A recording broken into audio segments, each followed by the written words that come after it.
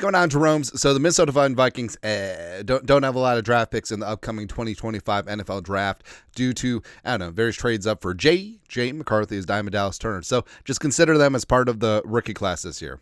Yeah.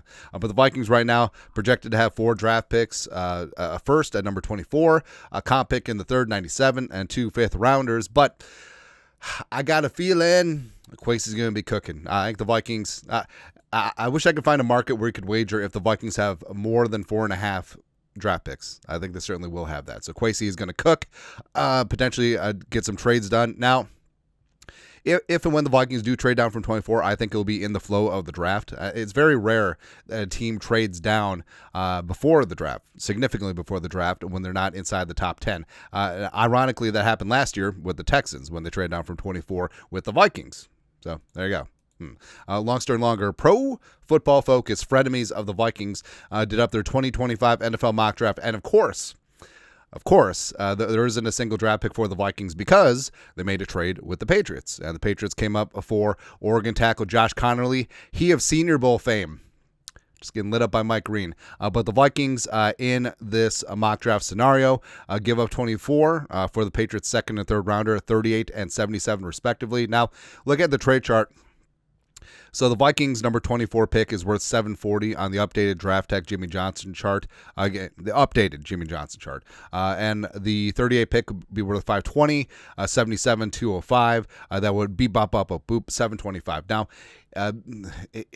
in the mock draft trades, they try and keep it relatively close point value wise, but in reality, if New England is indeed motivated to come up and get Connerly, they would be paying a premium. So it's probably going to be second, third, probably a fourth, maybe a fifth and a sixth or something like that, or maybe a future day 3 selection to make this all nice. But overall, if the Vikings are able to stay in the second round, especially high in the second round with the Patriots pick at 38, as well as acquire another third rounder, if there isn't premium talent on the board, I'm kind of okay with it. But in the mock, there was premium talent on the board. Alabama guard Tyler Booker was there. I would just stick and pick and took him at 24. Ohio State offensive lineman Josh Simmons, play tackle, could kick inside.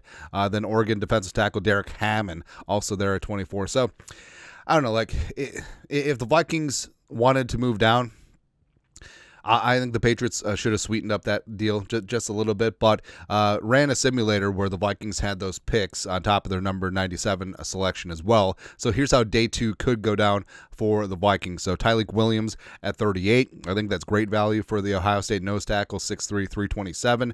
Run stuffer, 2-gapping nose tackle, has some pass rushing upside as well. Overall, certainly helps the Vikings cause along the defensive line. And then you got Maxwell Hairston with the third rounder from the Patriots, number 77. Also, it could be a spot too where we get the better of the 2 Patriots third round picks at number 69. Nice. But 77 Hairston. So the pride of Kentucky, highly rated as one of the mid-round cornerbacks. Now, he ain't about that tackling life. Right? Not so much, but he's 5'11", a $197, long arms, a great outside press man corner, 6 interceptions, 3 return for touchdowns in the last 20 games. So he's a playmaker and does like to get after things on the outside. And then also in the third round, number 97, Devin Neal, the real deal with Devin Neal. So I think that if you're going to assemble some sort of smash and dash Sonic and Knuckles running back tandem, Neal is going to be your smash. He is going to be your Knuckles. Then later on, they could get Tootin, they could get Etienne, they could do a lot of things, right? But Devin Neal, 5'10", 220, and he's every single ounce of that. He's going to punch you in the face. Doesn't really have that breakaway speed, but overall, he is between the tackles, he is up to 10 yards, just a battering ram, and I love it. Patient runner, good punch, current outside zone, inside zone, man, gap, everything. 2 straight 1,200-plus yard rushing seasons and 16 touchdowns back-to-back years for the Jayhawks.